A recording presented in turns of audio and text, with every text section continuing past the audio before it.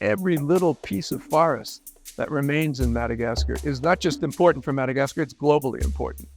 So we need a major effort over the next few years to make sure that every piece of natural habitat in this country is maintained, protected, and also provides benefits to local communities and to the country as a whole.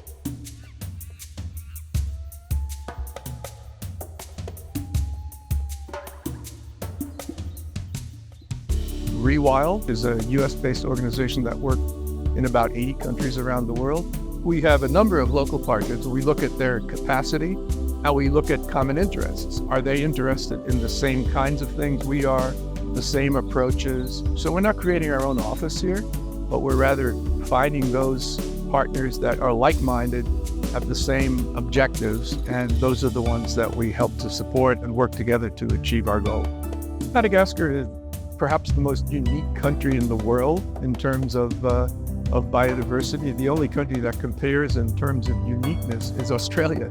And Australia is a continent, and it's much, much bigger than Madagascar. So you have incredible diversity, first of all, because you have a wide diversity of ecosystems.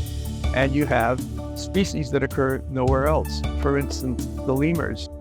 Madagascar is also one of the biodiversity hotspots on the planet. Of the 36 biodiversity hotspots that exist, many of us believe that Madagascar is the number one biodiversity hotspot. If a donor is interested in conservation of biodiversity, they should immediately come to Madagascar because there's very few other countries that can compare. If you want to maintain not just species diversity, but also deep evolutionary lineage, it is here in Madagascar. It's so special. And the combination of its uniqueness and the high level of threat means that we could lose a very significant portion of global biodiversity if we lose what exists in Madagascar. And there is a big risk.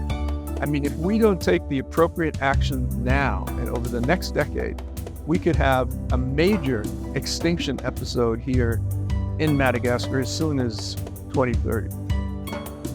We've got 123 protected areas here of different categories at this time. There will be more created in the future. And every one of those protected areas has communities living around it.